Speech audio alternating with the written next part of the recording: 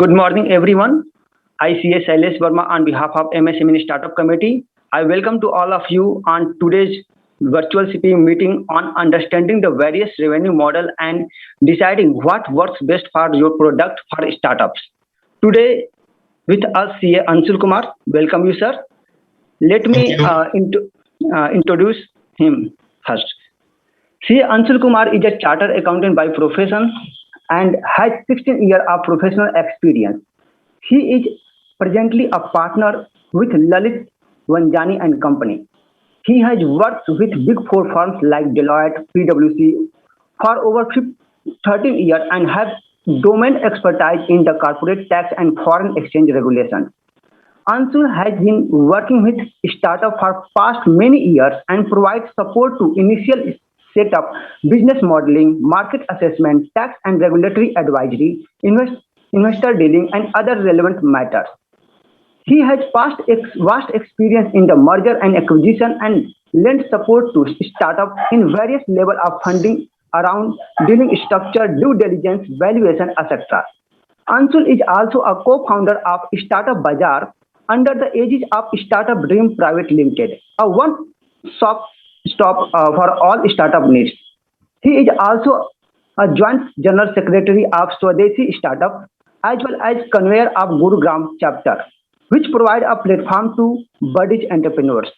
With this short introduction, I once again welcome to CA Anshul Kumar Singhal. Please, sir, I am handing over to you. Please continue the session. Thank you. Thank you, Shaileshji. Thank you for this nice introduction, and thank you, Mansukh-ji. And I also wish to thank Sambit-ji for organizing this seminar under the SME committee of ICAI. I hope that all the participants would be benefiting from the regular programs which are being organized by the committee. So today's session revolves around the revenue strategies, the revenue models, which generally the startups adopt for generating their revenues. So let me just share my screen with all of you so that you can have the look at the presentation. So today we will be dealing with various kind of revenue models which are there available in the market, and I'll try to keep this as an interactive session. Shaileshji, how can we interact with the participants? Is there a chat? Actually, this is a broadcasting through our institute platform, so user can ask the question. I will share at the end of the session, before end of the session. So I'll also ask certain questions in between. Right? No, it will be difficult. Although you can ask, but user can reply at the end, before the end of the session, around 10 minutes. We have reserved for the question answer session. Okay. Okay. So yeah, at around 12:45, we will start the question answer session. Okay. So friends, first of all, let's see what are the kind of revenue models. What is a revenue model? Let's first understand. Although we are chartered accountants, we are aware that what is a revenue model, but let's just look at the definition as to how it works. Revenue model is a framework for generating financial income.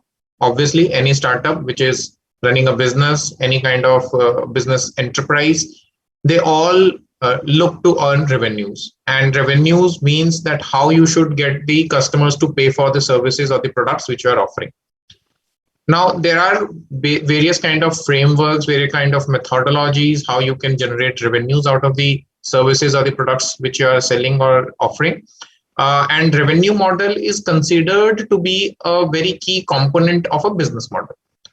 So first of all, we should differentiate. We should be able to differentiate between a revenue model and a business model. So revenue model is a component of business model, but business model consists of various other factors, just like what are your costs, what are your kind of product technology development, what are your employee plans, yeah, right? What are the geographies you are operating in? What are the target customers which you are targeting? So a business model is a very wide concept, whereas revenue model is how you are generating income from all these parameters or all these business activities which you are conducting. So then revenue model also has further components within itself. So let us understand what are the components of revenue model. So first of all, the revenue model is where is the source of revenue? Who is going to provide you the revenue? Who is going to pay for it? Then what is the value you are offering? So until and unless you offer certain value to the customer, they are not going to pay. So first of all, a business has to evaluate that what kind of value you are offering. Only then you will be able to determine what kind of price you are asking for it, right? How you have to price it. So until and unless the value offered is being determined, the pricing would not be effective. And the last thing is who pays for the value offered, right?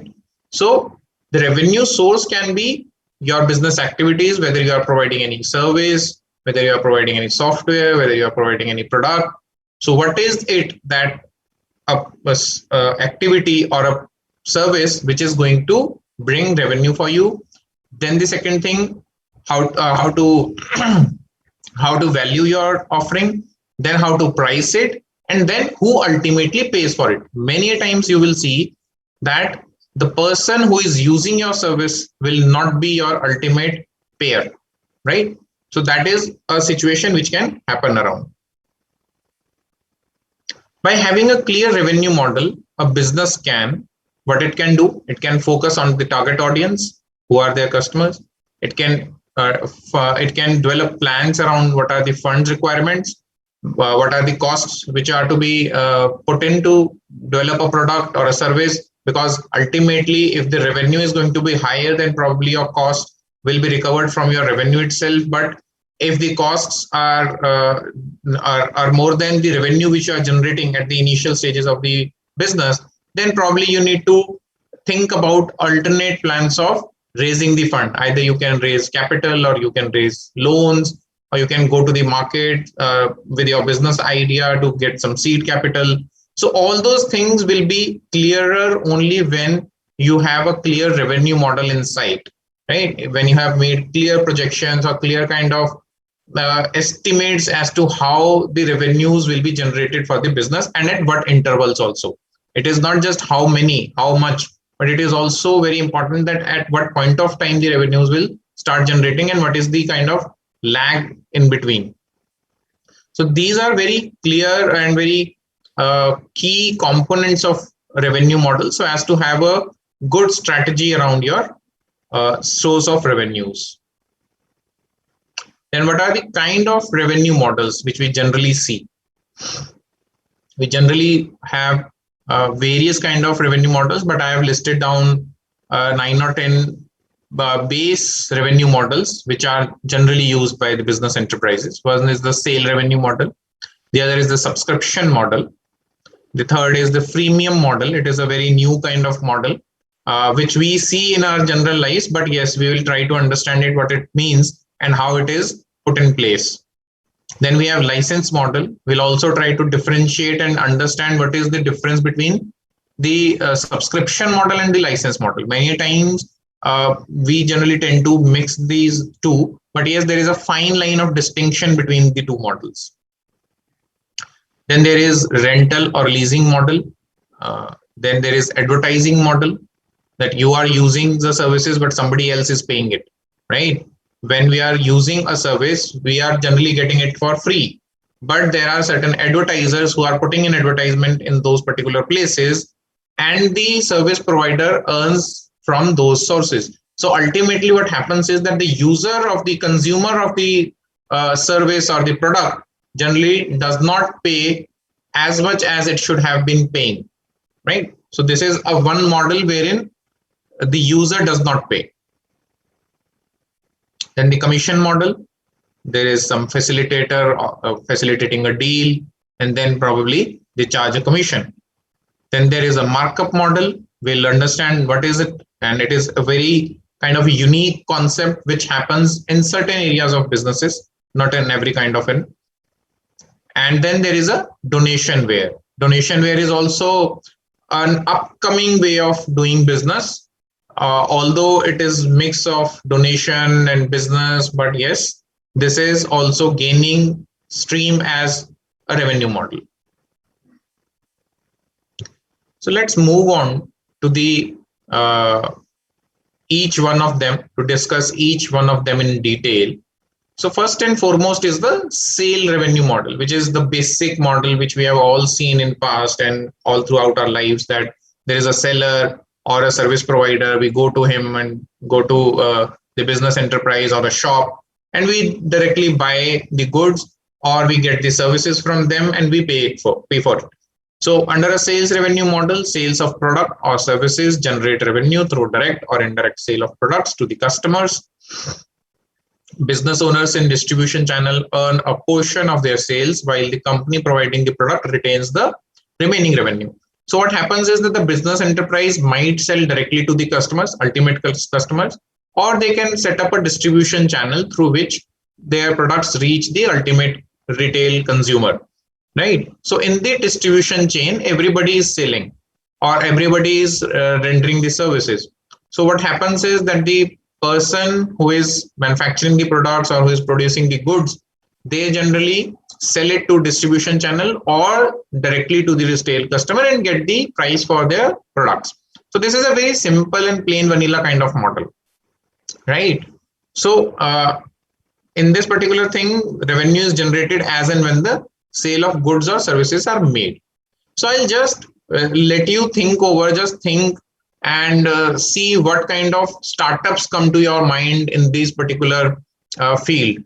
So Shailesh, if there is any kind of chat available in the broadcast room, please open that up and they can write and they can just see what I'll offer it here. Right?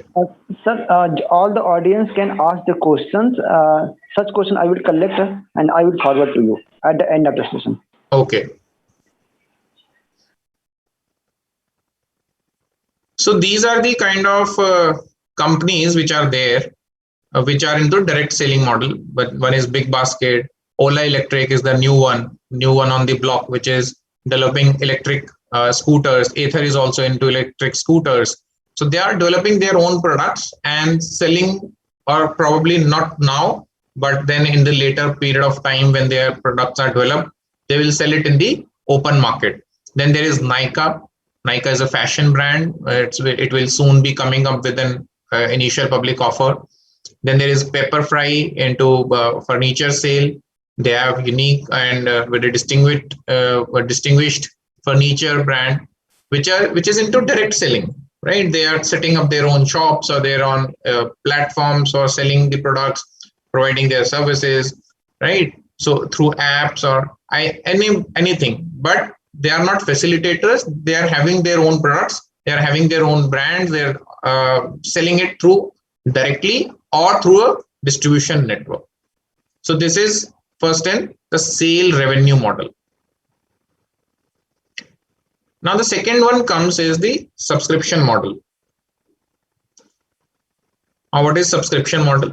It says business provides a product or a service to a customer who in return pays a predetermined fee at a contracted period of time to the business, right? So there is a period of time which is fixed. Say for example, the services are to be provided on a regular basis for a period of 6 months or a year. So you will pay a subscription to avail those services, right? Then subscription model is best suited for companies offering services. However, it is now being used for tangible products also, wherein you get on a regular basis the products delivered to at your doorstep for a fixed fee kind of a thing, right? So we'll discuss what kind of startups and what kind of business models are being evolved around this particular model.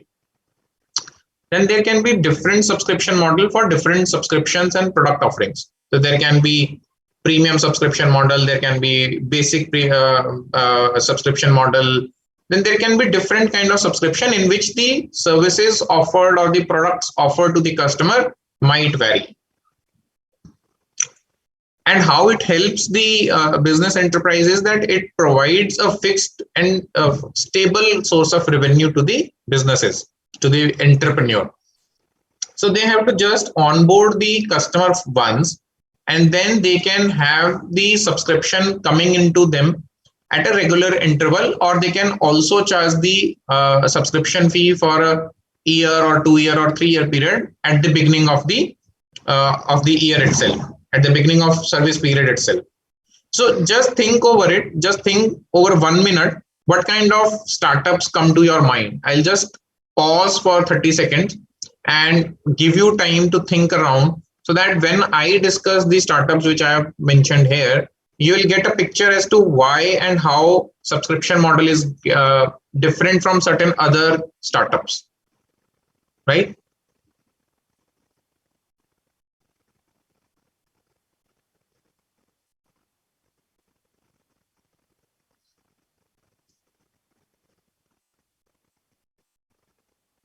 So subscription model, as I mentioned, it is a fixed revenue which comes to you. We have seen in almost everybody might be using Netflix or Amazon Prime, right? This is a kind of subscription model. So Netflix, when it came to India, it was offering free services that you just get on board with us, we'll offer you free, absolutely free, nothing doing. But now there is nothing which comes for free. Every person who has to watch Netflix has to pay the subscription money. So the subscription money is for a particular period of time, either it is monthly or it is yearly. You have to pay that subscription, and the subscription gets you the content, the entertainment content which you view on the Netflix app. Similarly, Amazon Prime has a wider kind of a subscription plan which gives you access to their entertainment. It also gives you certain premium facilities when you are purchasing goods through your Amazon app. It gives you priority delivery facilities. So Amazon Prime also gives you a subscription based revenue model wherein the customer uses the services on a fixed fee which is paid at the beginning of the subscription period, right? Similarly, there is Farms to Family, a Gurgaon based startup. What they are doing is they are offering products. They are offering fresh farm products to you on a monthly subscription basis. Means they don't charge you on a vegetable or fruit by fruit basis. What they will do is they'll come to you, they'll gauge how many members are there in your family, what are your kind of choices of fruits and vegetables, and what are your kind of needs for nutrition. And they will prepare a kind of a plan that this is the monthly plan. We will deliver fresh vegetables and fruits to you, say, every 3 days in a month. So 10 deliveries will happen at your doorstep. And for this particular thing, they will charge you a subscription fee. That's it. They are not going to charge you every day. Once a subscription is paid, they will decide that these kind of products will be delivered to your doorstep at an interval of, say, every 3 days or 4 days, whatever is the time period agreed.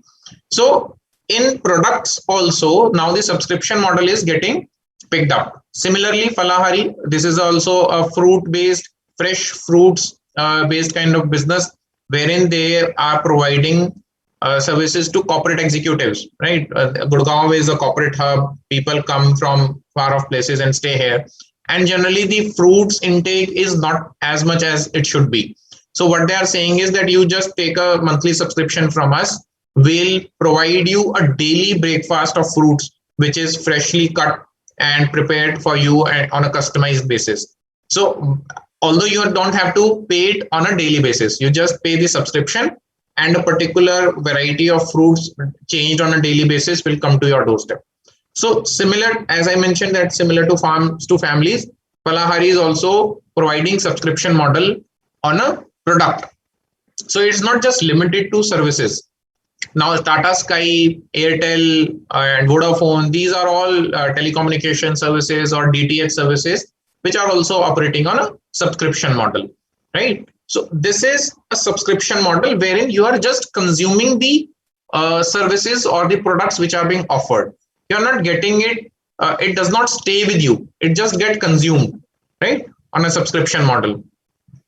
There is a fine distinction between the license model and the subscription model. We'll just understand it when we come to the license model. Now we come on to the next model, which is the freemium model. As the name suggests, there is certain free part involved in it, and there is something premium also involved in it. So that's why it's a mixture of two, freemium model. Now this is a very unique kind of a business model or a revenue model which has come up in recent times. It's a kind of variation of a subscription model in which the product at the initial level is offered, or a base product is offered for free. There is no charge, and you can use it on an as you want, right? But the features of that basic product which is provided for free would be little lower as compared to the premium model or the premium service which is being offered. So freemium works by offering a product or service free of charge. Typically, digital offerings such as softwares, contents, games, web services, or others are given for free at the initial level, while charging a premium for the advanced features, functionalities, or related products or services, right? So the base model is given for free by the companies, but as you want to move up the service ladder or move up the product ladder, then you'll have to pay more or pay certain kind of subscription fee. Customers get to experience the benefit of the products by offerings without taking any kind of risk, right? So you get to see the product, you get to see the service without incurring any money, without incurring any expense. So this gives the company a leeway, a door's entry into the homes and the lives of various people without extracting any money out of them.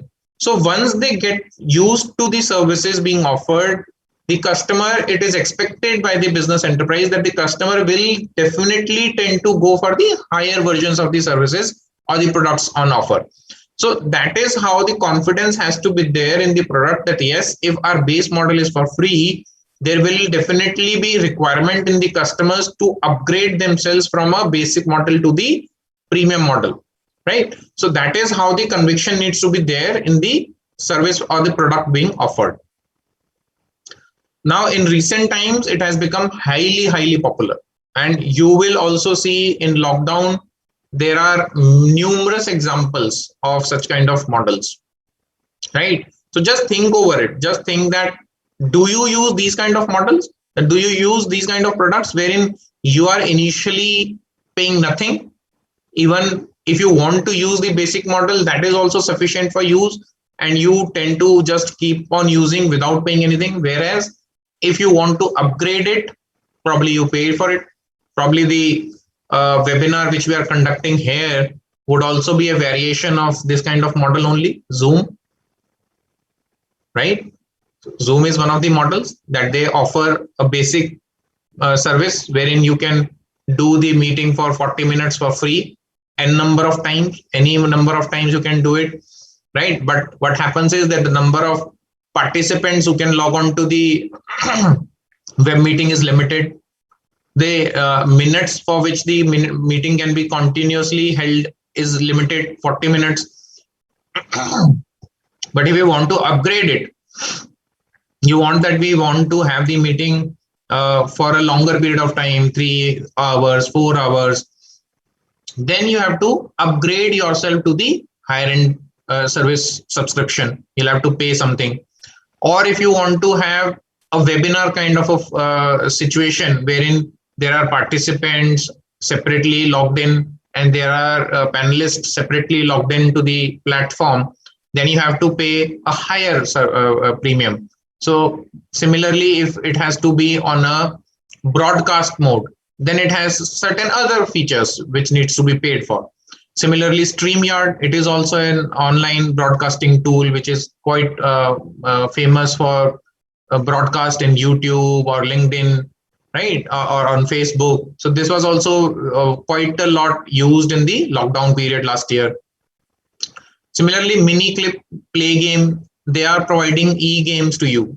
They are the pool game, the billiards kind of a thing, or they are providing basketball. They have so many games on their platform, and the basic version is free for all to use. You can just they will give you certain e-coins to be used for playing the games on their platform. And what happens is that if the person get used to playing these games, and if they run out of the e-coins, they will ask you a money or to buy certain more coins to play the games. Or in an alternate, they will say that you can see a advertisement video of 30 seconds which will earn you certain e-coins to play further games. So when they make you see the advertisement, they are earning from the advertiser, right, who has advertised on that particular platform. So ultimately, you can keep on playing without incurring money. But yes, the game operator, the Miniclip, they are earning money from the advertisement which is happening. So they have two models. One is the advertisement model also, and the other is the subscription, the premium model, wherein they charge you for the new features. Say, for example, I used to play pool game, the billiard game. So they have cues. They have the striking cues to hit the ball. Then they will say that now if you want to upgrade to another cue which will have more power, which will have more spin, which will have more direction, it will be more precise to put in the ball into the hole. So all those things you can purchase. So we call it in-app purchases. So there the basic model is for free, but then if you want to upgrade it, you'll have to pay for it. Similarly, Truecaller, the basic model is free. Everybody nowadays have it on your phone. But if you want to upgrade it, you want to see more about the person who has called you, then you'll have to upgrade it. Similarly, Money Control, if we are all chartered accountants, we know that for stock market research, Money Control is quite a lot used as a very useful platform. But if you want to read more into research or premium articles, then you'll have to subscribe to the portal. Then there is Evernote. This is a note-taking app on the Android platform and the iOS platform, wherein on the tablets you can just download it. The basic model is free, but yes, if you want to upgrade it, if you want to create files, if you want to create folders, then they will charge for it. Similarly, MailChimp is a promotional mass mailing software wherein you can send mails to thousands of people in one go. Right? You just create a template and you send the mails to everybody, or the list which you have. So MailChimp also comes with a basic model, service offering, which is free, wherein you can send monthly 2000 emails, right? And then if you want to upgrade, if you want to send emails on a mass mailer kind of a thing to larger number of people, then you upgrade your subscription to a premium level, wherein they offer different levels of services.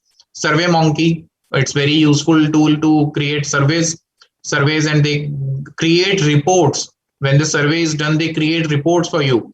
So if you have to create a premium report, then you'll have to pay for it. But if it is a general survey, you can create a simple form, just like a Google form. You can create a SurveyMonkey form, which gives you much more options to conduct a survey. So all these models are a freemium model, wherein the basic service is being offered for free, but for upgrading to the next level, you pay a premium.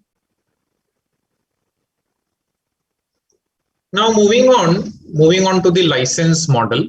So we'll just discuss how license is different from the subscription, but generally the kind of payment model is similar, but the products and the services being offered are different. With the licensing model, the business that owns a particular content retains the copyright while selling the license to the third parties. So in this particular thing, the product or the service being offered is a reusable thing, right? It can be reused. So once these are generally used in the software businesses or where the license is being sold, and the software product comes and sits on to your platform or onto your computer system or onto your mobile system, and then you pay a license fee for using that software code or the software platform on your computer system, right? Whereas in the subscription model, it was just streaming something. You're not using it. You're just viewing and consuming the service which is being offered. Whereas in the software, you just use it for your own benefit, your own business, or for for the commercial purposes it can be utilized. License can either be perpetual or limited for a time period, depending upon the product and the service being offered. Media companies are a very large kind of licensing platforms which they provide content on license to news channels. So if you would see that now T20 World Cup is on air, so the broadcaster owns the right to that content. So if the news channels have to report something or have to show a particular moment of greatness or a particular moment in which a record was created, they'll have to buy that content from the owner of the broadcaster company, right? So they are also providing license. So these are the kind of examples which are there for license model. First and the foremost is Microsoft, the Windows. It is perpetual license. Once you have taken a Windows license, it is perpetual for you till the time you're using this particular computer. This Microsoft Windows license will remain with you, right? There is no yearly subscription which you have to pay. Once you have purchased the laptop along with the Windows license, it remains there. Whereas if you go to the MS Office 365, which is the Microsoft Word, Excel, PowerPoint, and the advanced features, then you'll have to pay an online subscription, annual subscription for using those. You have to create an Outlook account. You have to pay an annual fees. So that is the difference between annual license and a yearly and a perpetual license. Then you have Adobe, your PDF. If you have to use the advanced features of Adobe, although it comes for free, the basic version, but yes, there is a license fee which you need to pay for the advanced feature you'll have to use. But this comes on a license model. Then there is SAP, wherein this is the ERP or the for accounts and for so many other things, the license has to be used. And there is one-time fee for implementation, and there is also an annual charge for license of the SAP. Then I mentioned Star Sports or ESPN or other kind of broadcasters which are creating original content. They also license their content to various other platforms for use at a later point of time. Similarly, Ericsson is one of the largest patent holders in for the mobile communication hardware.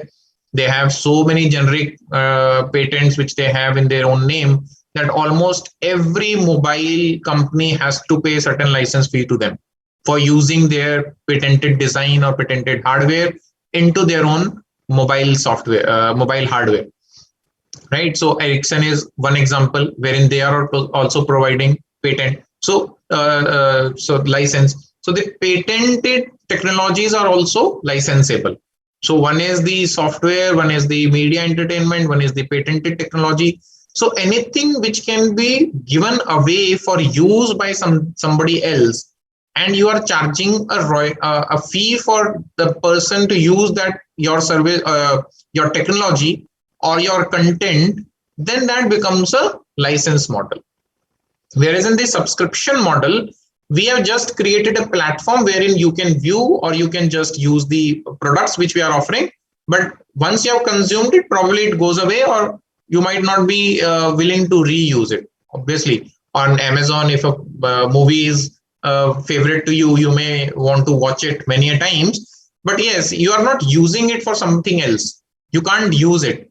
So if you would have heard, even playing songs in a wedding or an event, you have to pay license fee. Although in India, practically this might not happen, but if for formal kind of events, for various kind of TV shows or big events, whenever a song is being played, in the background, there is a license fee being paid to the title owner of that song, right? So this is how the license model works.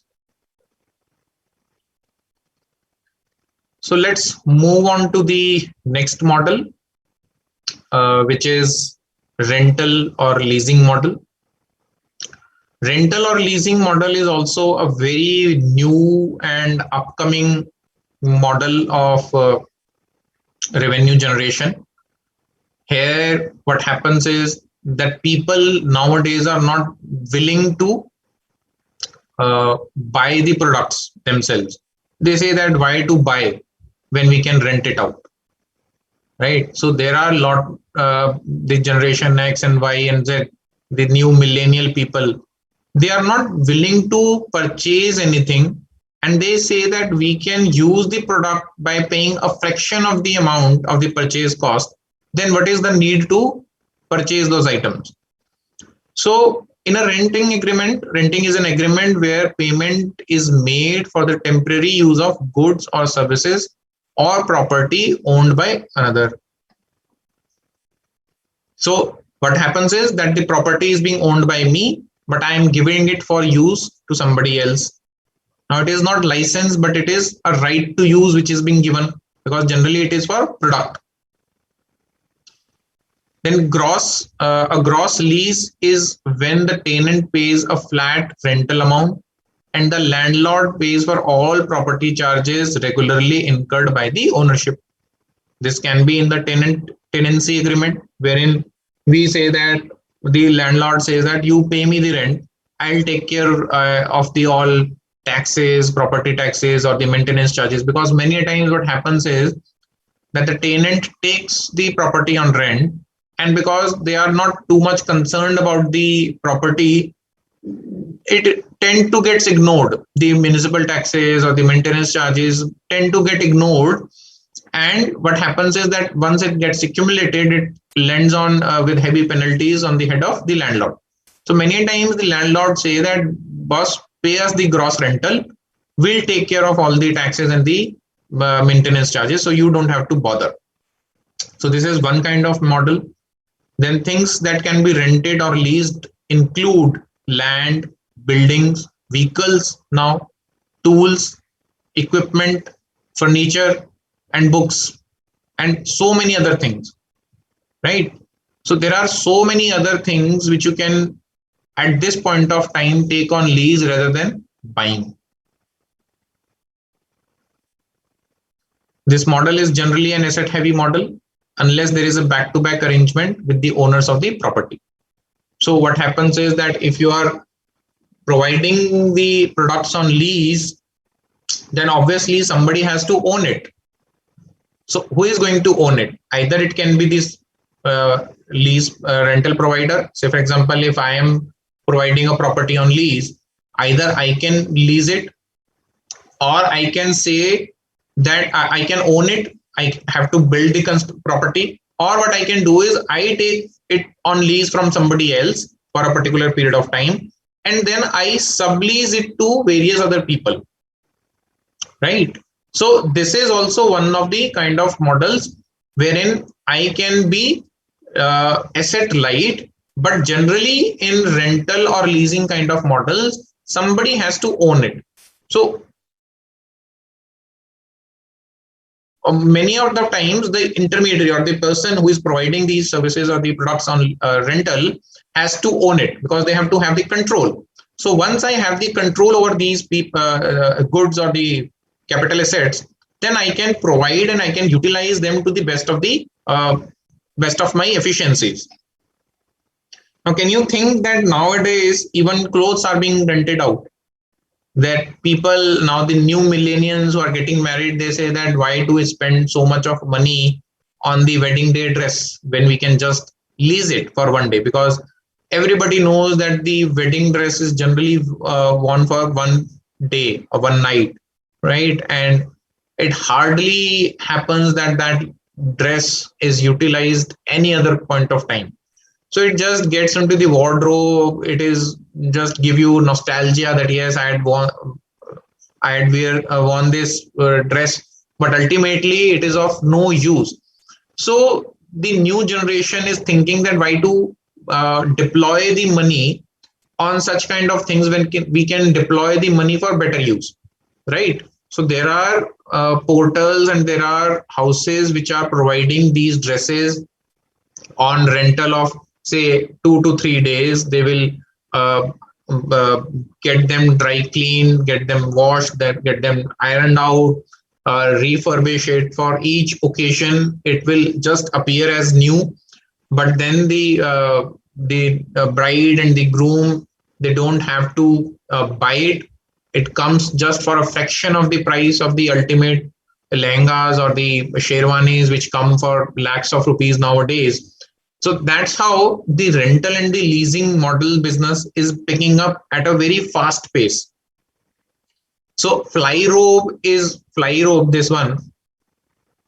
This is one of the startups which is operating in the leasing of clothes model, and there are others. I have just taken examples of each of the things, right?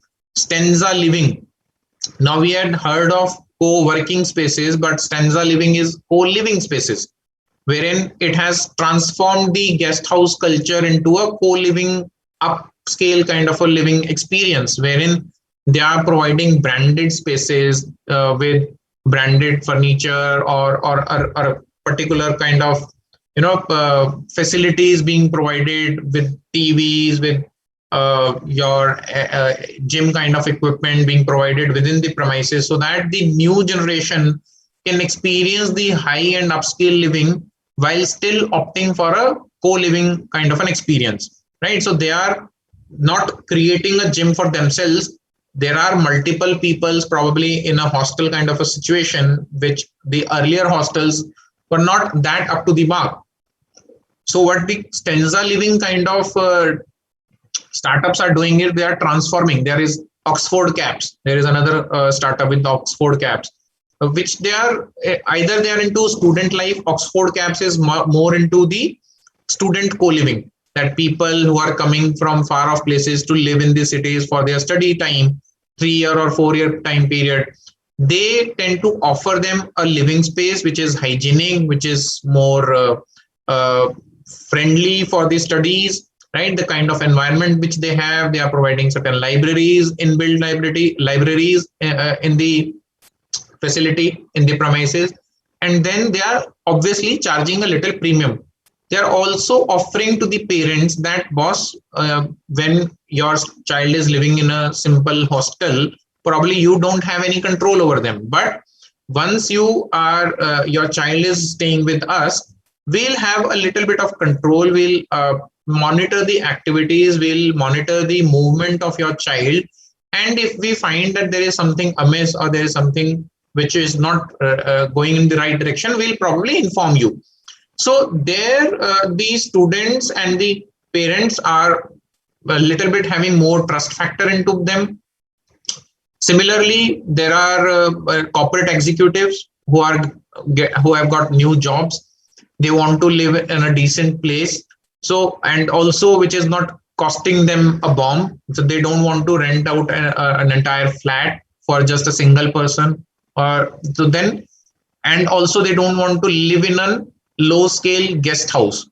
So these kind of startups are providing an alternate to them, which is beneficial to both the business enterprise as well as the corporate executives who want to have that kind of an experience. Now 91 Springboard is a co-working space.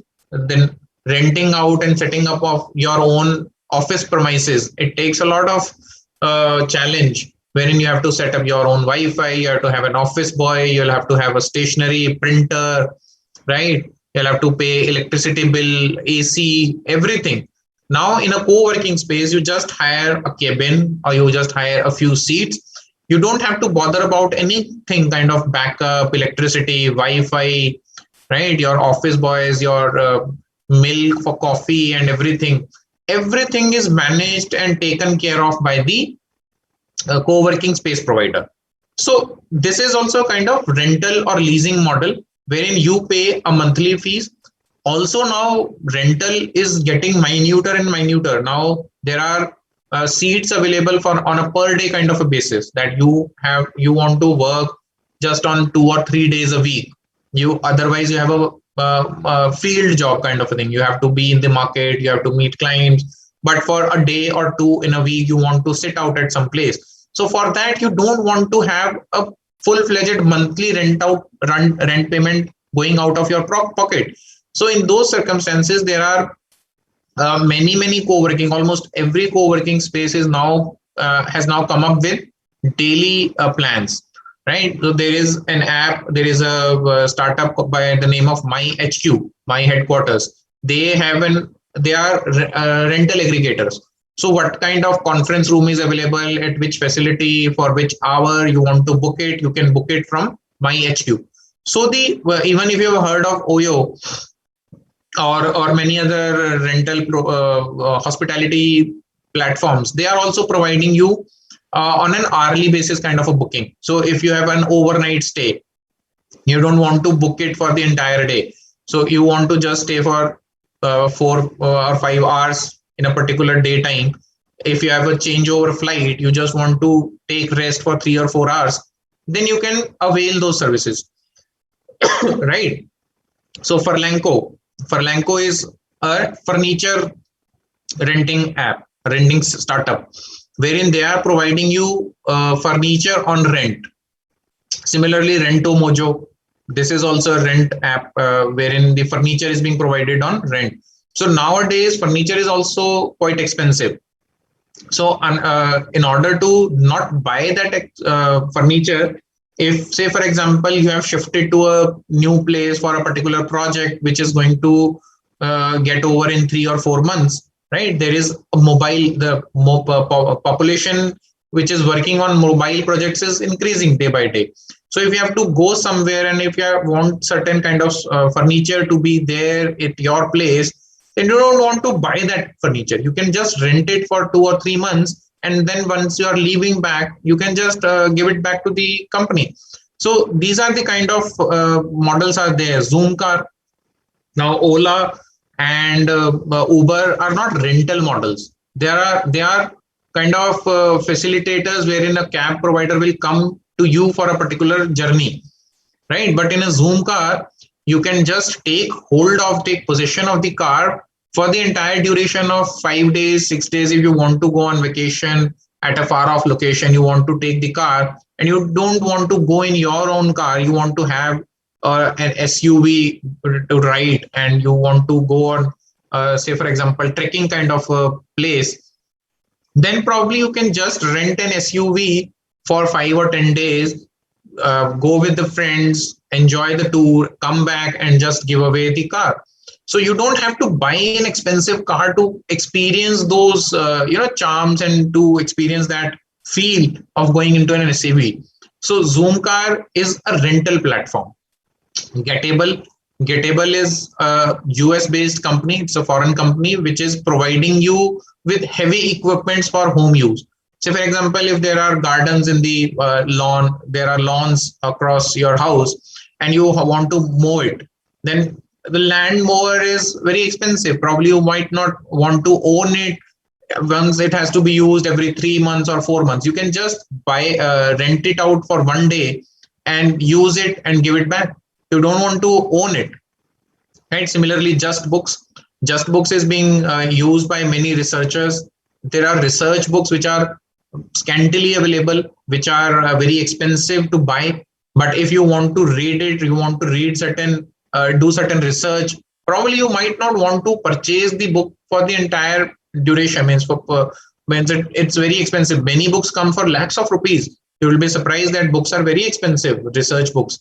So what they do is they provide you books on your doorsteps. So you don't have to buy it. You have to just pay for the courier charges once. But the book comes to you. You can read it for 7 days, 10 days, whatever period you have booked it. You can pay just a rental, which is a fraction of the purchase cost, and just return it back once you are done with it.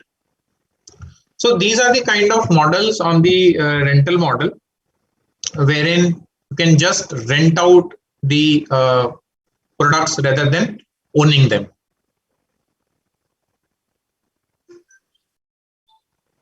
Then let's come to the next model, which is advertising model. So advertising model is often used by media businesses, which use their platforms where content is provided to the customer as an advertising space. So the media owners, the media content providers, they generally are providing you the services, means the consumer, the channels, the broadcasters are providing the services to you either free of cost or at a very nominal cost, right? To run a channel, to run a broadcast company, It's not an easy task. So newspapers, magazines also generate majority of revenue through their various adverts encountered in their niches.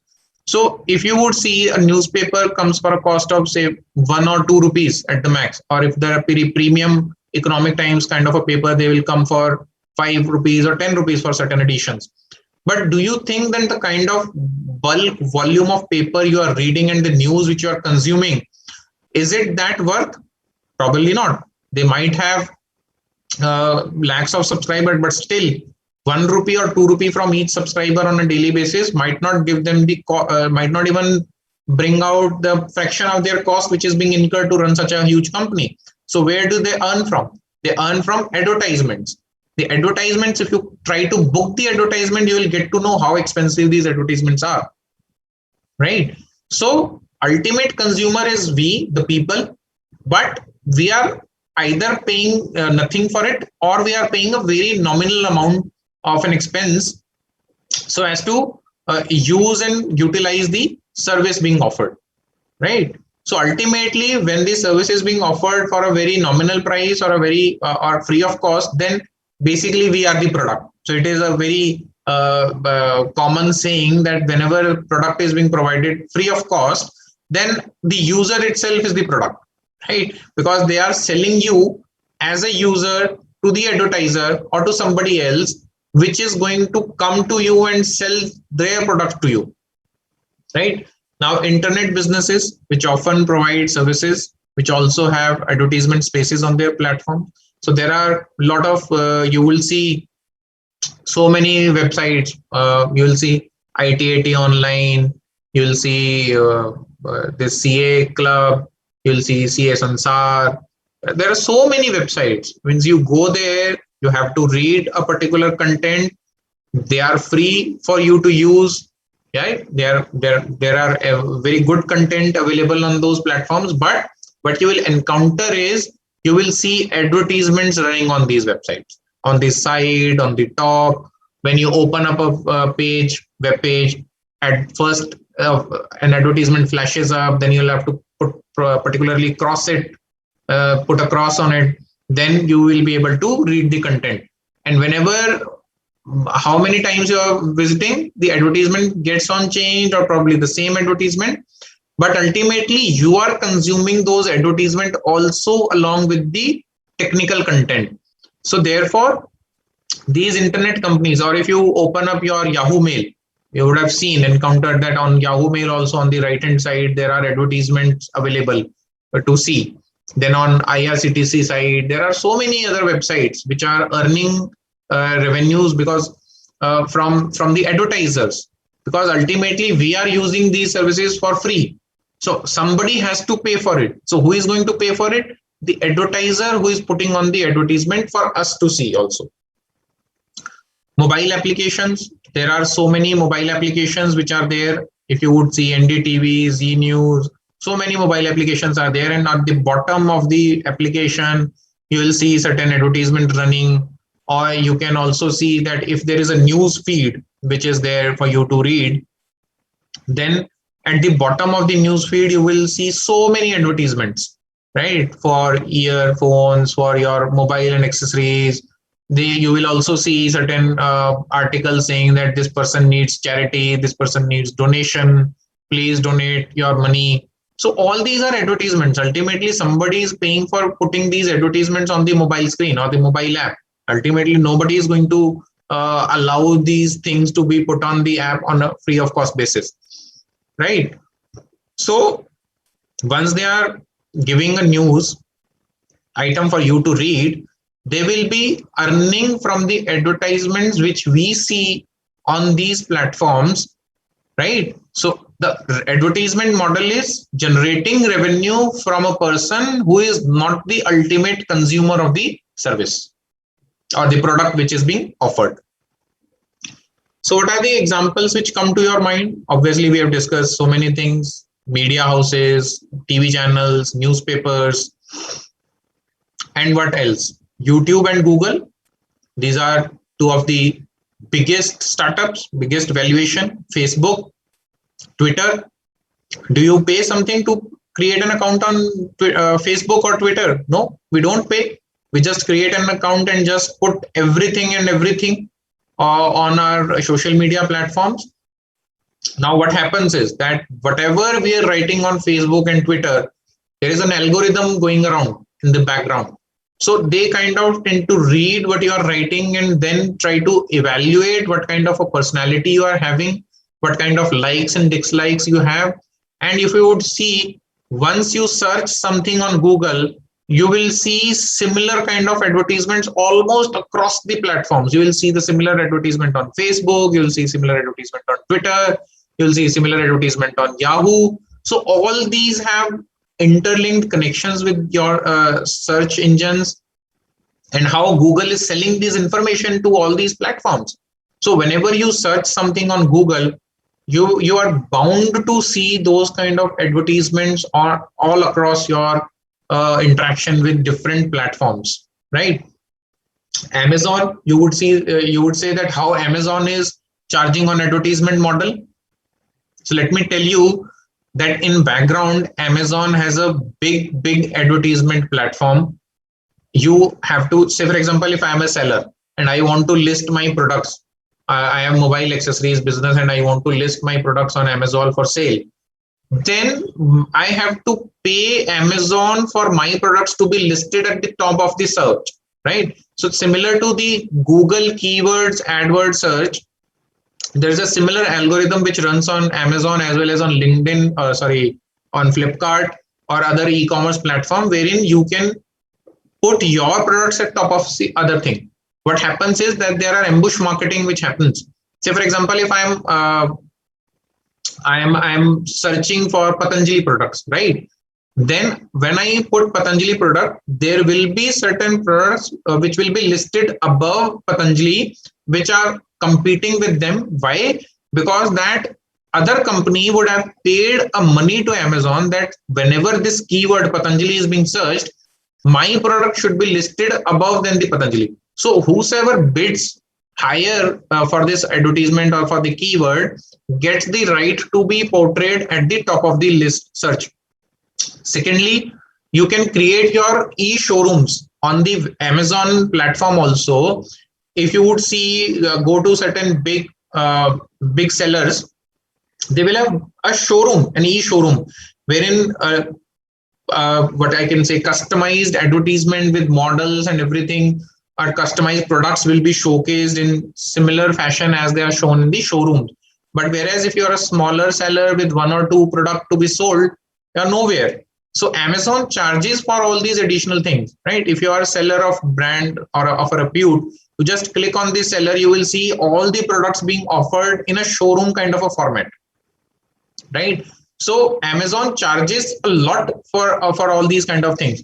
Then on the background, they have their data analytics tools for analyzing how your advertisement on Amazon is paying you, what kind of products are being purchased. Once you have made the advertisement, what kind of sales you have generated out of it, what are the suggestions for next month's advertisement, how you can improve upon it.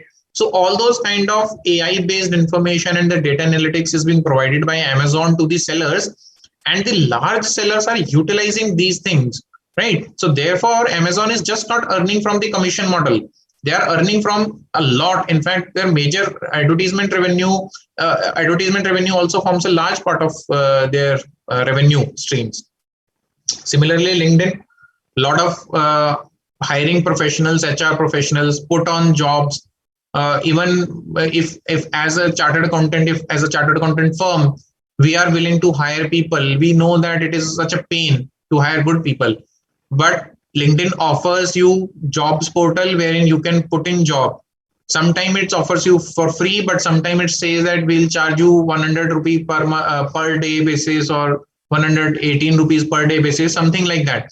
So when you are posting that job, that is an advertisement, right? There are other promotional advertisement also. Say, for example, if you are creating an event and you want to promote it, you can get the target audience. You can say that my event is directed towards CFOs based in Delhi between the age of 40 and 50, right? Working in these kind of companies, working in technology companies. So because all these parameters and information is available with LinkedIn, once we put in these parameters, my advertisement will be shown to only these people, which are my target audience, right? So similarly on Facebook, on Twitter also you can do targeted advertisement.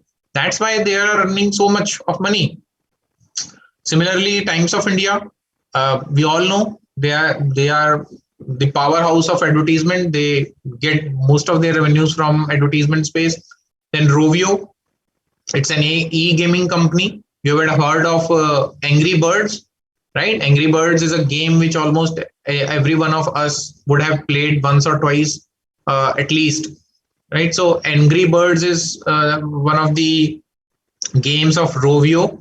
So what they do, the Angry Birds comes for free. But whenever there is a change in the stage, whenever there is certain lives which have exhausted, you can just watch a video and then you can revive your life, or you can move on to the next level. Or even if you're not moving on to the next level, once you open it up, there will be a video of 30 seconds which will play off. You cannot just run over it. You'll have to view it. Either you can just keep it on side, but ultimately it will run over the platform. So they are earning revenue from advertisements being placed on their platforms, right? So this is how e-gaming, I also mentioned Miniclip earlier. So you have to, so how you can see that there are multiple business models or multiple revenue models which are being created within a particular business activity. So in mini games, in a pool game, I mentioned that they are charging me for certain upgradation of my product. Say if I want to use a queue of more power, of more spin, then I'll have to pay for it. But simultaneously, they're also charging advertisement fee from the advertisers on their platform. So it's not mandatory that a business has to earn only from one revenue stream.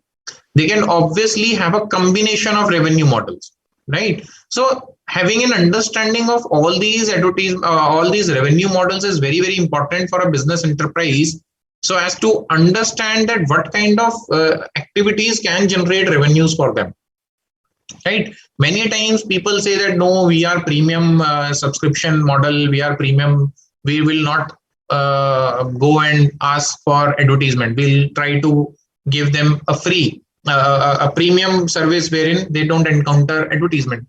But we'll have to understand that what is the psyche of the consumer which you are going to. Ultimately, there is a difference between masses and classes, right? So you have to first think and choose whether you are a product for classes or for a product for the masses. So I generally give an example that Shah Rukh Khan does, say for example, Shah Rukh Khan does a film for 10 crores, but Amir Khan does a film for 50 crores, right? So on a per economy basis, you will say that Amir Khan is earning more, but Amir Khan does only one film in 2 years, say for example, whereas Shah Rukh Khan might do 10 films in 2 years, right? So ultimately the earning of the person who is dealing in masses might be more than the person who is dealing in the classes. So the net profit of class-based product might be higher, but the absolute profit of a class of a mass-based product might be higher. So these kind of revenue models will give you an understanding and will give you understanding of these terms, so as to whenever you are dealing with your clients, or if you're into your own startup, then you will try to understand that what are the kind of different revenue models which I can build into my service or the product offerings, so as to cater to the different kind of target audience.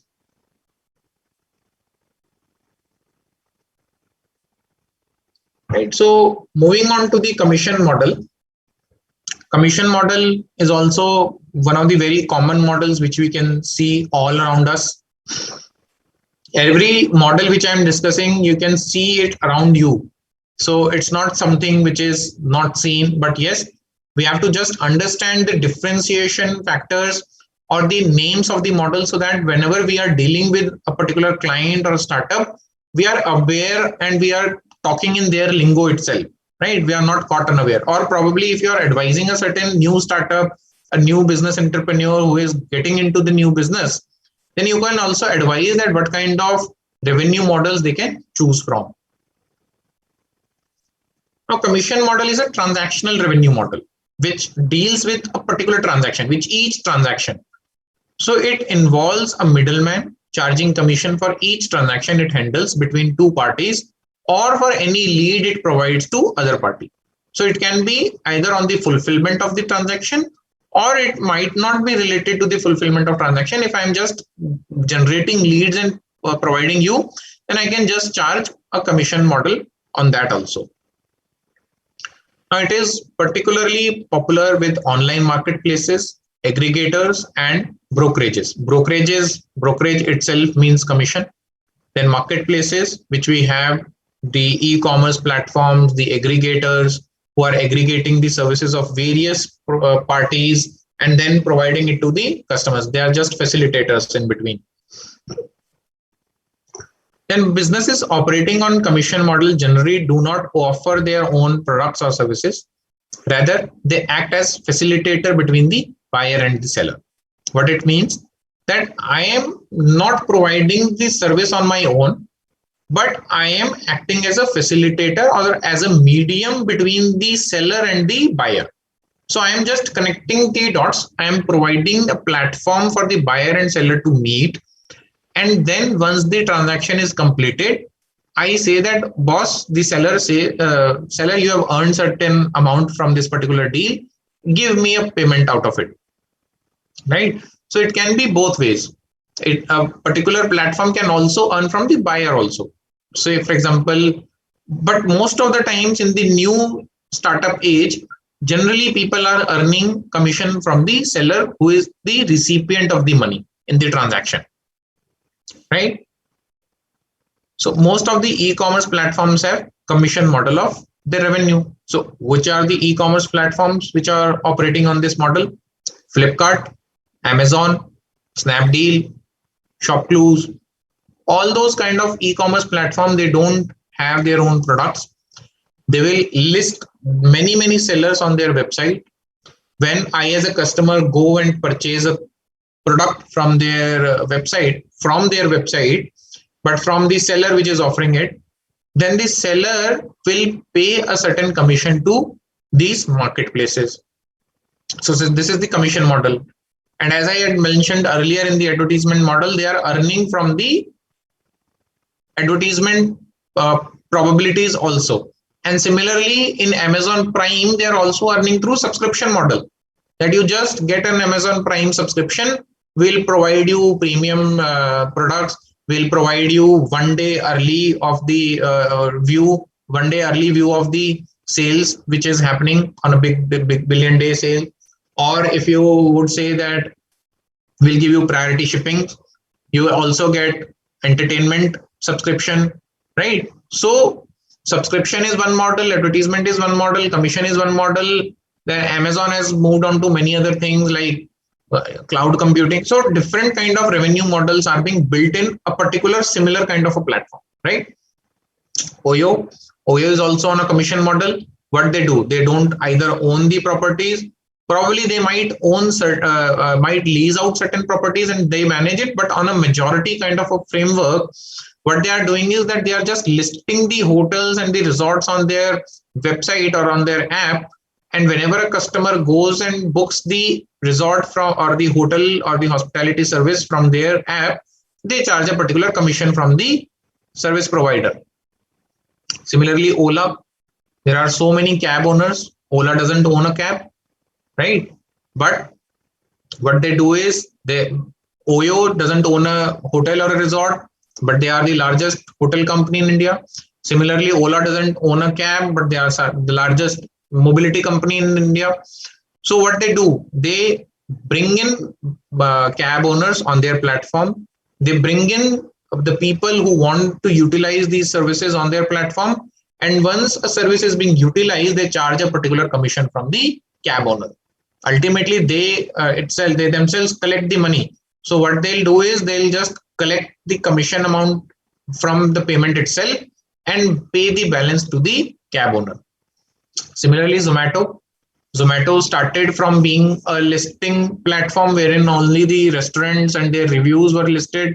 their menu cards and their products which are being offered on a restaurant were being listed on.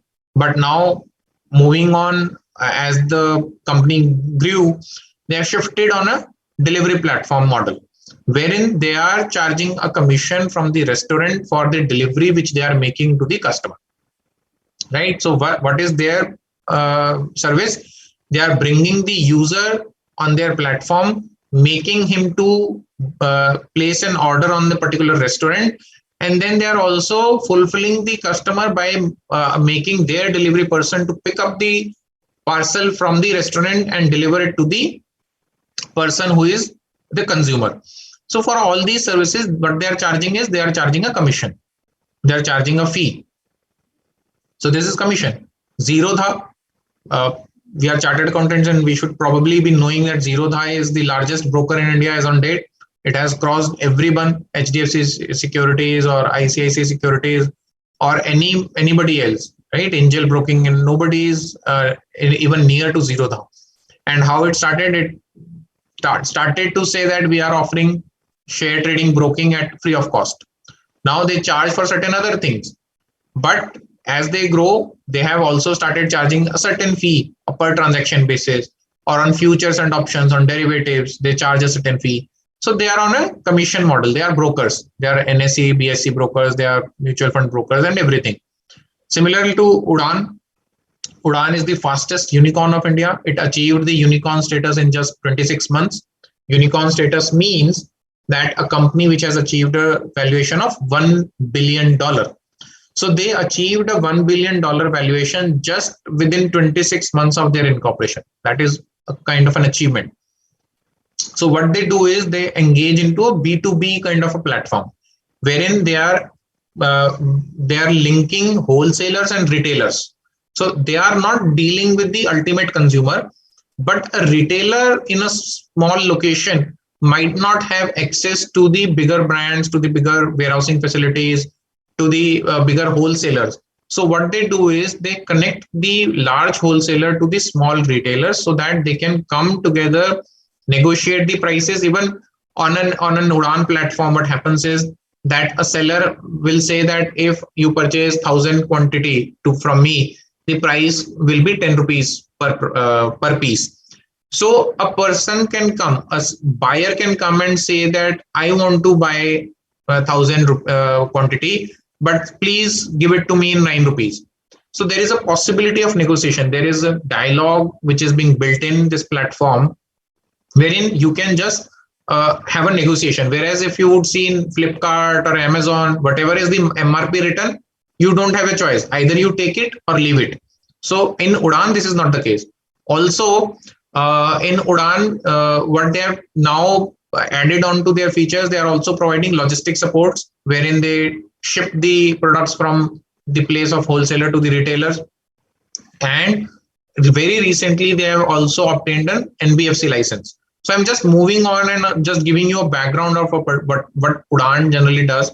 They have now become an NBFC, and they are providing credit lines to the wholesaler and the retailers, whosoever is in the need of such retail lines, such credit lines. Because what they saw was that the retailers in these small locations do not have such kind of a working capital to purchase good quality products which a consumer might be requiring. So the consumer might be able to pay, but the retailer does not have the bandwidth to purchase those products and keep it in its shop.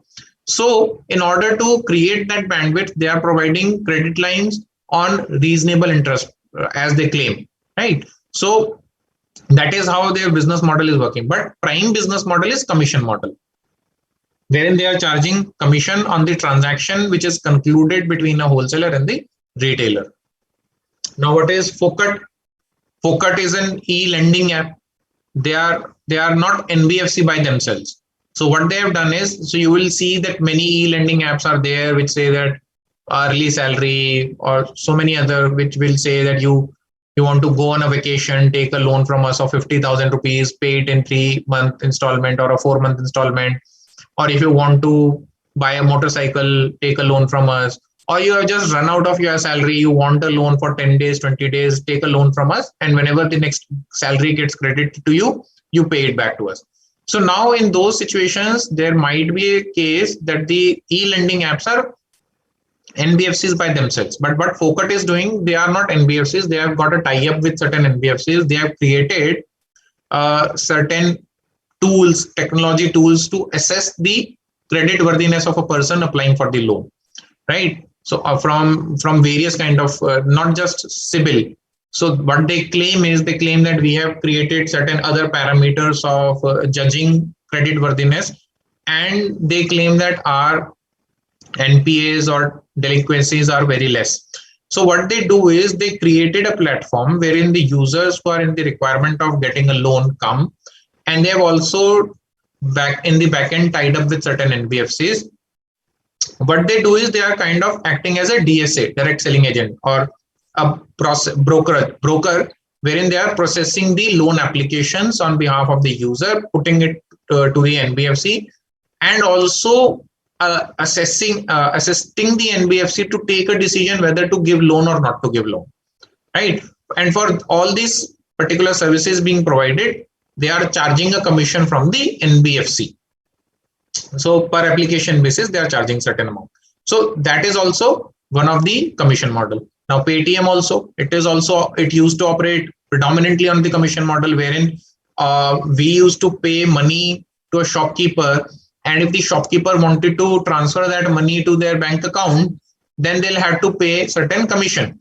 Now in recent times, Paytm has either reduced it to very nominal level or almost eliminated it, the commission model. But there was a commission model which was there. Similarly, now they have opened up Paytm Money, so they are also into brokerage. So they are selling gold coins, right? So there are so many other things wherein they are earning commissions for. And now they had got Paytm Mall also. On Paytm Mall, there are so many sellers which are selling goods and products, and Paytm Mall is earning commission from those transactions which are being undertaken on their platform. So this is how there may be many other examples which will be coming to your mind, and we can just discuss it when we open the forum for further discussion. Right. So let's move on to the next model, which is a markup model. Now, what is markup? Markup is generally not seen. So anybody would say that every business has some markup, right? If I am producing a product, I will charge a markup on it, right? If I'm producing a good, say for example, at cost of 70, I'll add a markup to it and then try to sell it at 120 or 130 or 100. So there is a markup element in everything which we are producing or offering a service for, right? In service offering also, we tend to see that what is our employee cost, what is our rental cost, what is the cost of providing all these services, what are the consumables being consumed in rendering the services. So we tend to, put a cost to every service being offered and then charge a price for it. So in terms, generally people say, or generally people tend to confuse that markup model is somewhere inbuilt in every kind of product or service which we are providing. So when I say a markup model as a revenue model, this is something else. Here, whenever in the earlier models which we were discussing, the markup is not known to the customer, right? Say, for example, if I'm buying a good, I don't know what is the cost which they have incurred. So probably the service provider or the product offerer is aware about the markup. But as a consumer, I am not aware about what is the markup they are charging me, right? But when I'm talking about a markup model in itself, then I as a consumer know for sure that what is going to be your cost, and the negotiation happens on the markup itself. That I say that, yes, I am going to pay you markup, but I will pay, say, for example, 10% markup or 20% markup. That will define the services which they are providing. Right? In a market model, the business buys a product or service and increases its price before reselling it to the customers. And generally, this additional cost or additional price which is being built in is known to the customer. Many a times the customer is aware about the actual cost and agrees to pay the agreed markup. right? So in a markup model, the transparency is at a different level. This method is used when customer is not willing to engage with multiple suppliers and wishes to have a single intermediary itself. So what might happen is that I would say you might have certain requirements wherein there are hundreds of service providers for you to engage with. But you say that I don't want to get into service agreements with so many people. What you do is you engage an intermediary in between. You say that, boss, you are my representative. You handle all these people. Whatever is the cost, you tell me what is the cost of each one of them, aggregate them, and just charge a markup from me. I'll pay you the markup because you are handling all these people, right? Or all these vendors or all these service providers. So in that particular case, when I'm paying a markup to them, then that is based on the cost which is being incurred by the intermediary, right? And the cost is also transparently being made available to me as a consumer. I'm fully aware, and until and unless I vouch for the cost, I'm not going to pay the markup agreed, right? So that is how a markup model works. Markup model is commonly used manpower supply companies, manpower supplies. So manpower supply, if you would have seen that if you want to hire 3 people or 4 people, what the manpower supply company will say, they will say that these 4 people have salary cost of say 10,000 rupees per month each. So 4 people, 40,000 rupees per month is going to be the salary. And I'm going to charge you a markup of, say, for example, 10% or 12% over it. So as a manpower supplier, what I will get as a revenue is 44,000 rupees, wherein out of that 40,000 will be disbursed directly to the employees. So in this particular model, what happens is that the person who is consuming the services don't want to take the people on payroll. So they engage the manpower supplier, and they say that we will pay you a certain percentage of markup. Now the negotiation happens on what is the markup percentage, whether it is going to be 10% or it is going to be 8% or it is going to be 12%, depending upon the nature of people hired, right? But ultimately, there is a cost which is known to the service consumer, and the manpower supplier only charges a markup. So some of the examples are Manpower Group, Quest, Questcorp, TeamLease. TeamLease is a listed company. So manpower service provider and markup model is such a good model that the company has been listed on NSE and BSE. So TeamLease is a listed company. For example, now these days you have got T20 World Cup. So what happens is in the T20 World Cup or any kind of a sporting event, Asian Games, Olympics, or these kind of games, generally they see that there's an uptrend in the purchase of electronic televisions or computers or mobile phones generally to watch these games. So what happens is that these sale showrooms, they don't want to increase their manpower on the basis of just a particular event. So what they do is they ask the product owners, say for example Samsung or Sony and these kind of companies, they say that please provide me additional sales force so that I can handle the increased volume of consumers during these periods. So what they do is these companies engage with certain manpower supplier companies and they say that please provide me salespersons for 2-month time period. I'll pay you a 10% or 12% markup over and above the cost of these salespersons. So these kind of models are operating wherein the person who is consuming the service is also aware about the actual costs being incurred or the direct costs being incurred by the intermediary service provider, right? So this is Manpower Group kind of companies or a TeamLease kind of companies which are there operating on the markup model. Then we come on to the last model of revenue, which is going to be discussed today. It is the donation model. Donationware is a licensing model that supplies fully operational, unrestricted software to user and requests an optional donation to be paid to the programmer or a third-party beneficiary. usually a non-profit organization. So what happens is that I am developing a product, I am developing a service, I develop it, I put in my own resources, I hire employees, I do everything to develop that product. And when I go to a customer, I say that you please use it, you consume the goods and services being offered by me, and I'm not going to quote a price for it. If you find it usable, you find it useful, please make a donation of whatever amount you like to me, right? So in this particular situation, what happens is that you are not restricting your price to a particular number, and also at the same time you are running a risk of not getting anything in return when you provide a service.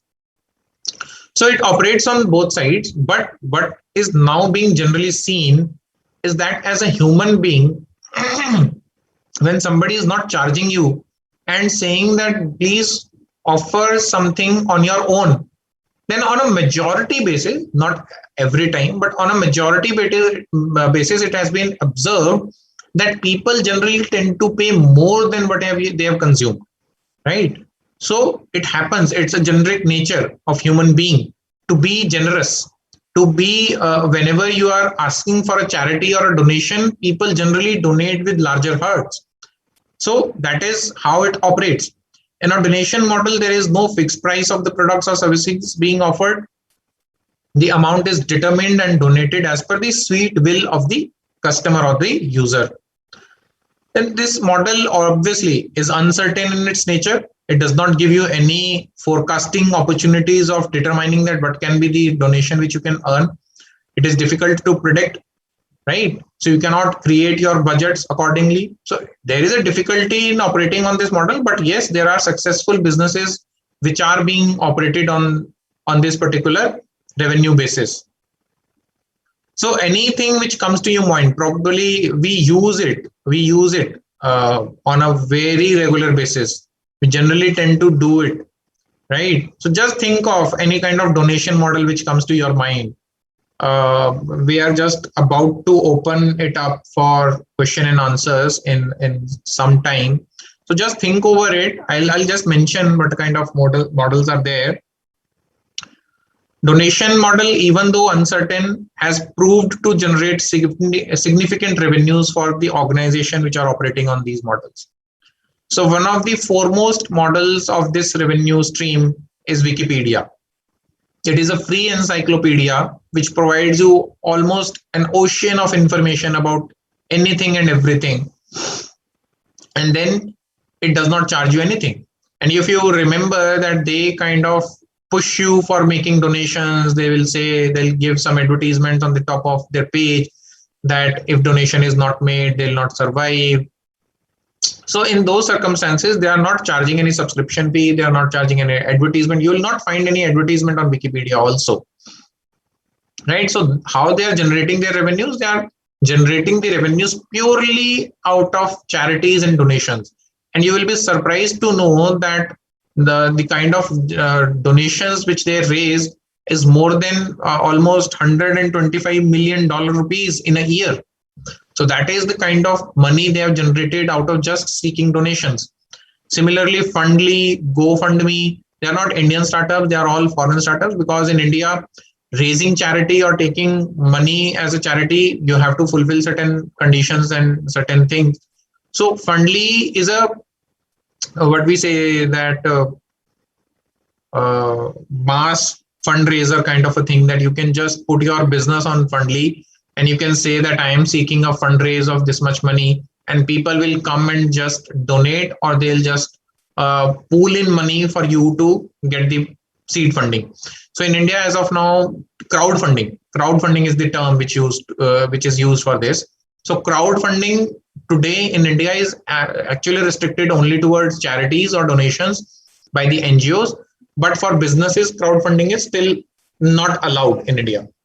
So GoFundMe and Fundly are foreign startups which provide crowdfunding opportunities for businesses as well.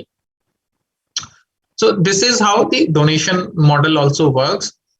And obviously, this is something which is evolving over a period of time. So now we have discussed various revenue models, then we have to see that how we should try to determine what works for us. So first of all, choose a model that works for your company and allows you to communicate your value. Consider your background and value your strong points. Basically, we have seen various models. Just try to fit in your business, your service offerings into these kind of revenue models and see that what kind of revenue model will bring out your value to the customer the foremost, right? Use a revenue projection template. Try to project something on revenue Excel sheet, that if you are offering this much of services on a free basis, then how much cost will it incur, and if from the free users, if certain users migrate to the paid subscription, then what is going to be the revenue you earn, or in any other kind of revenue model.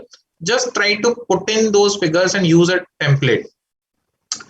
Then bear in mind that revenue model should also show that uniqueness of your business, what kind of features you are offering, and what kind of services are being offered, right? So that should be kept in mind. Write down the list of long-term revenue sources and potential investors. Ultimately, revenue is being generated, and many times startup entrepreneurs are looking for seeking investments, right? So when you have clear idea of revenue streams being generated, probably you will have much more better idea how to portray your business before your investors. So look for knowledgeable people in your area of expertise. So if you have certain connects, if you know certain people, or kindly, even if you don't know, try to approach them, then see that what kind of revenue model or revenue stream can work for you best. Who have the experience, probably they know better and in and outs of the industry. Try to take on board a mentor. Think of the long-term projects being built in your business, and consider other sources of income that aren't necessarily the main source, but one bringing money or keeping the business afloat, right? So probably you might have a service A as your main product, which you feel that will grow at a much larger scale at a later point of time, but that is not generating revenue for you in the immediate near future. Then you can add it up with certain fringe benefits or the fringe services which are nominal value, but which can keep you sustain your business with certain working capital, right? So you can mix and match the revenue models. And probably it might happen that the fringe revenue, which you thought was a fringe revenue, might develop in itself as a main source of revenue.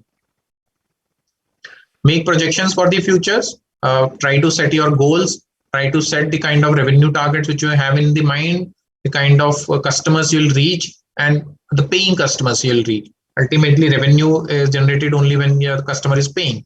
So try to have those projections. Projections are also vital for the investors, because whenever the investor is going to come and see, it is the projections which they see, right?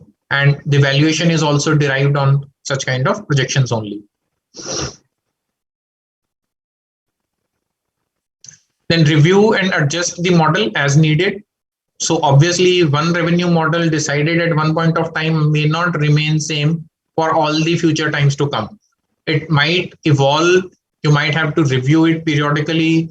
The kind of nature of business you are, you might have to review it almost every week or every fortnight, or depending upon the business activities you are carrying on, it might be required to be seen at, say, for example, a month on an every month basis or an annual basis, right? So it depends. But a startup, a business has to keep evolving over a period of time. It cannot just stay constant. Identify and mitigate variables. So understand the variables that come into play for your company and processes, and figure out what affects your revenue the most. So variables are the outside challenges, inside challenges, which can affect your service teams. The competition which can come up, right? A particular cost of your product going up, right? So you'll have to alter the revenue. Or if there is a byproduct which is coming up from your business activities, probably you might want to encash them. So all those things, all those risks and factors needs to be taken into account, and then an appropriate revenue model needs to be decided upon. So this is it from my side as of now. I'll be happy to have questions and answers. Shailesh ji, if you can just open the window for questions and answers, I'll be happy to take it up. Yes, sir, sure. Question I am just putting in chat box. You can see and reply one by one.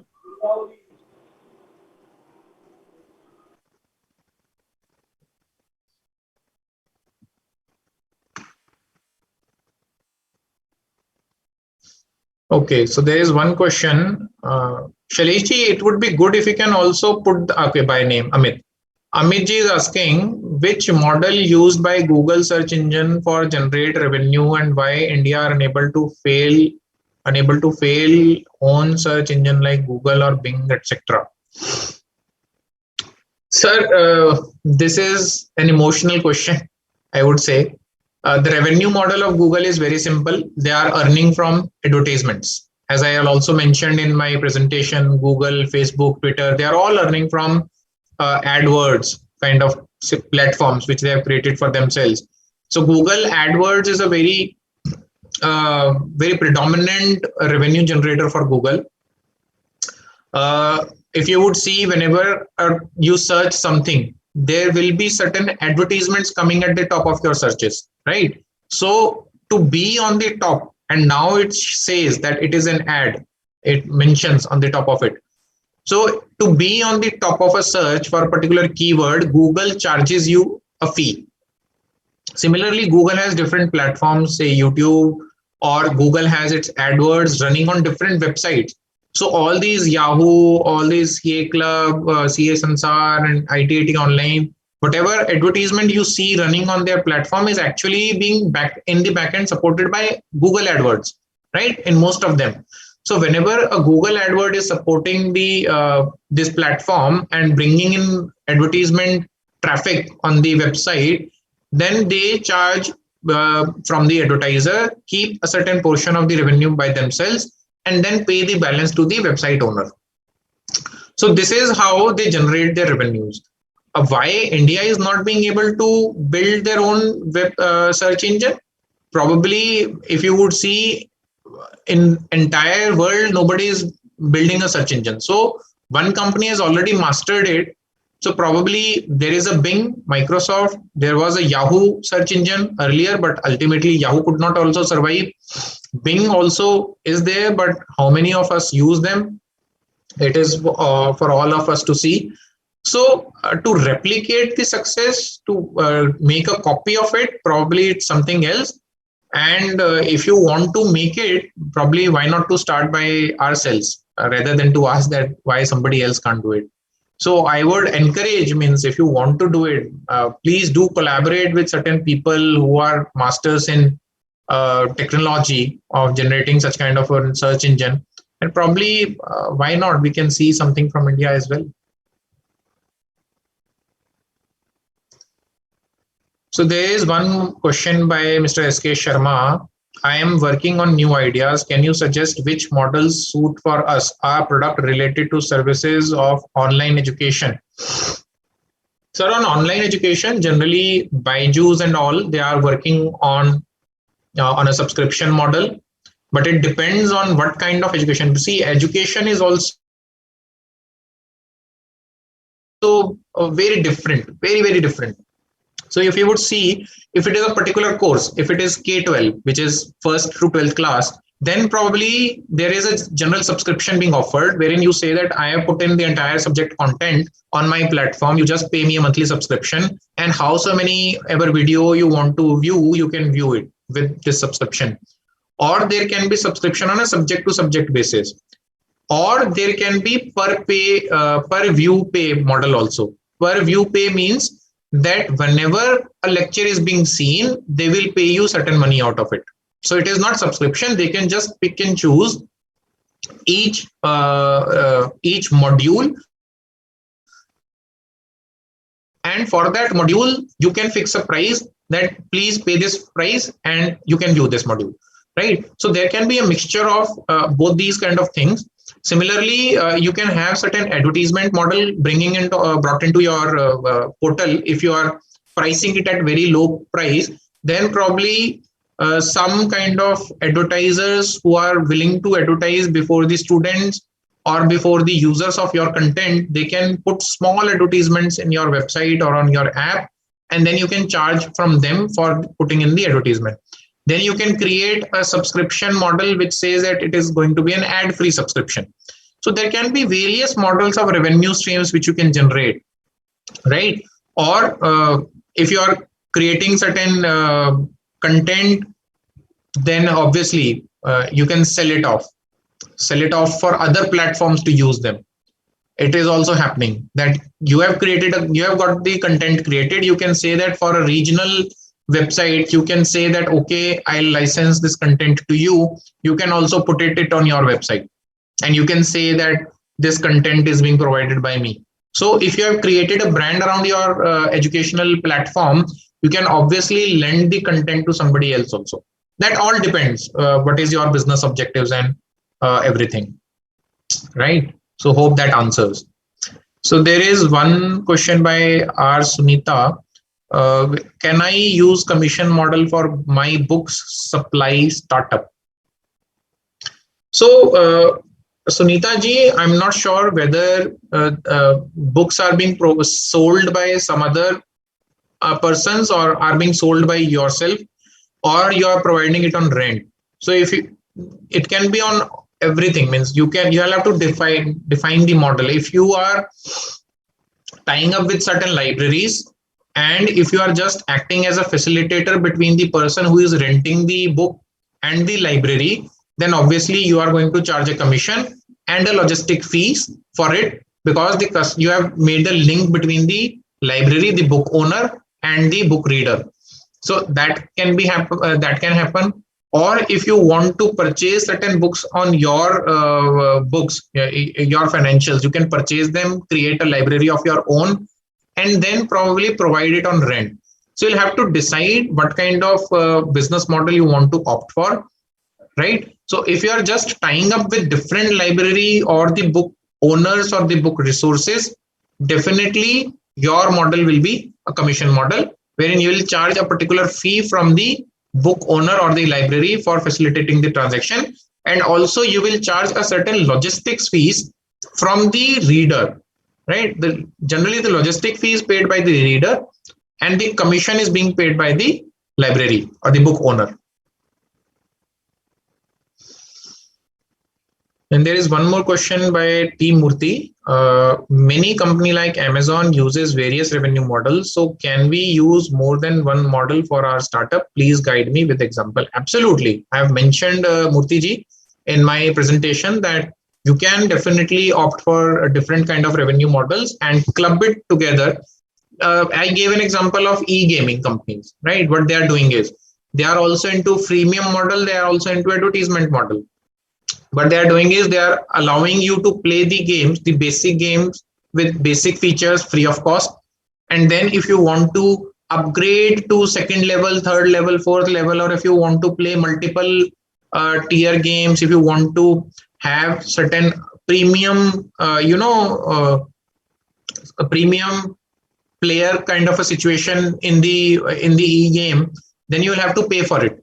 Also, if you don't want anything of them, you have run out of your coins, or sometimes mandatorily they will pop up certain advertisements on your screen. You'll have to view that. You can't just skip them.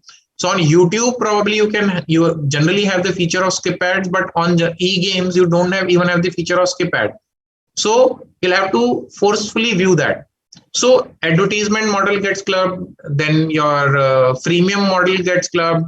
Then you can also have certain other kind of, they come up with certain products, merchandise. They say that branded merchandise. If you would see, Angry Birds have come up with branded merchandise, branded t-shirt, branded cups, branded so many things. So if once the brand is being created, then they come up, you will see the this e-gaming app. Now Bheem was a character of Pogo app, Pogo channel, right? This was created for a media channel, but the character of Bheem, the cartoon, got so much of popularity that Nazara Technologies created e-games out of this Bhim character only and the characters of that particular cartoon program. So they created e-games. They took on license that we will pay you royalty and just give them on license to us. We'll create e-games out of this. And Nazara Technologies, you won't believe, is a listed company as on date and the largest market worth kind of e-gaming company in India. And it has given almost double the returns of the listing price. So you can see that how different revenue streams can be built in. So the merchandise can be one thing. You can give it on lease. The brand name can be given on lease. The logos can be given on lease for the other people to generate merchandise out of it. So there can be different models around your business. There's no doubt about it. But you need to see what fits best for you, right? Shailesh, any other question? Okay, so we have another question. Donation model, is it suitable only for social activities? Please explain with real example so that I can understand how can I get donation on a regular basis, etc. So Reena, generally it operates on social activities, but nowadays it is getting popular in business models as well. I'll give you an example. There is a restaurant. I'm not sure where it is, but it is in India, down south somewhere, where they don't charge you for the food you have eaten. What they do is they serve you, they pamper you with best of their services, and then they say that please give donation for the next person coming and having meal with us. So you're not paying for yourself, you are asking the people to pay a donation which they feel correct, which will probably serve the next person coming on their hotel, on their restaurant premises. So they are carrying a business. They are not running a charity shop. They are ultimately a business model. But yes, along with this donation kind of a thing, there arises a question about the taxes. Now if you are a business operator and if you are not charging a price, but you are asking them for a donation, but ultimately whatever they pay is going to be a donation, is going to be a price for the meal which they have eaten. So there will be certain GST implications over that. Yes, right. So there can be a certain income tax implication on that. But the revenue model is that you have not fixed the price for it, and you are asking the customer to pay on their own sweet free will. So that is how the donation model works. So probably the name is donation, but the crux of the matter is that the price is not being fixed by the service provider or the seller, but it is being paid out of free will by the user of the goods or the user of the services. That is how it works.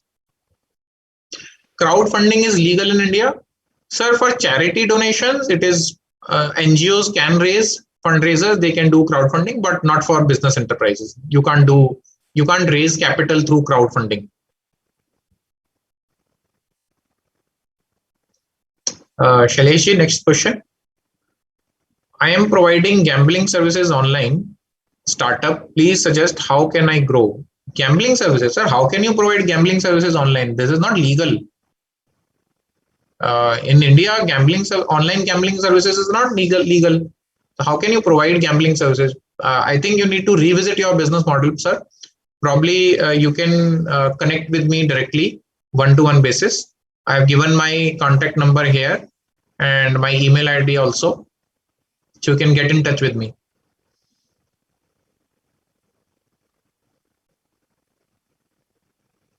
What are the main factors to be considered while choosing a particular business model? Sir, we have already discussed this. These are the various models which various factors which you need to consider. You need to bring out you need to see what is the value being offered. You need to see what price you need to charge. You need to see who is going to be the payer of the services. Like say for example, in Google, I am using the search engine, but I am not paying a single rupee to Google, but the advertiser is paying. The person who wants to be on the top of the list of my search wants to pay to Google, right? So Google now has created different revenue streams also. Now they are providing Gmail services. So for Gmail Suite, you need to pay certain subscription fee, right? For Google AdWords on running on different platforms, you need to pay a certain fee. Google has purchased so many of startups of YouTube and everything. So you pay, generally Google is based on advertisement, but yes, certain other things are also there. So you need to see how your business model is evolving, whether there are certain byproducts being created out of your products, whether generally at the beginning of launch of the product, we may not envisage every revenue stream which we can be generated out of a business activity. But as you move along, you might see that the main business activity which you thought will bring in revenue might not be a revenue generator, but a fringe activity which you thought is not going to be so much of a popular, gain so much of popularity, may achieve popularity, right? So say for example in Zomato, they thought that by listing restaurants and by listing the menus and providing the revenue ratings, you can generate revenues. But ultimately they thought that no, it was not going to yield revenues in the longer term. So they moved on and shifted their services to being a delivery platform. So many times trying to envisage whether a revenue model is yielding you favorable rewards or not, you might need to change your business structure and business model also. So right, that is how a revenue model is so much of importance to be considered in the entire scheme of things. Okay, so then there is another question. Can you guide us regarding my business consultancy services supply? We care working to connect all services related to business or any profession at single platform. Which revenue model will be best for us? So generally a commission model, which we also call a referral fee model, can work for you. A referral fee or a commission model will generally be best suited for the kind of business which you are trying to do, MRTG. So if you are bringing in certain professional on your platform, so you can just connect the professionals and the users of the professional services together. And once the transaction is finalized, you can charge a fee from the professional. But you must be considerate about that. As a chartered accountant, as a practicing chartered accountant, person cannot list their services on even these urban company or any kind of e-commerce platform. So you need to be aware about the regulations, whether it is doable or not doable. And obviously, if it is doable, if the professional services are such which can be listed on a platform, then obviously commission model should work for you, right? So any other question, Shailesh? Yes, we have got last one question. Just I'm sharing.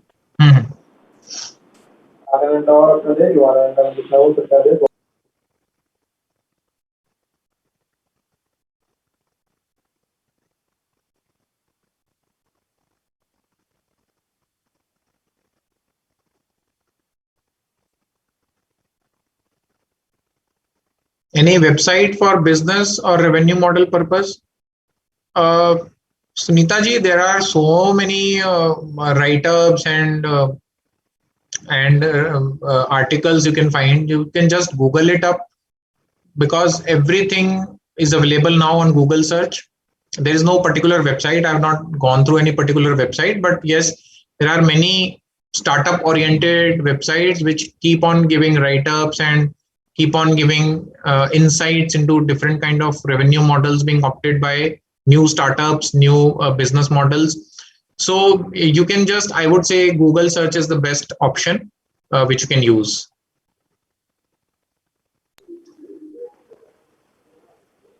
Right. So I think that is it from my side, Shailesh ji. I think we can conclude.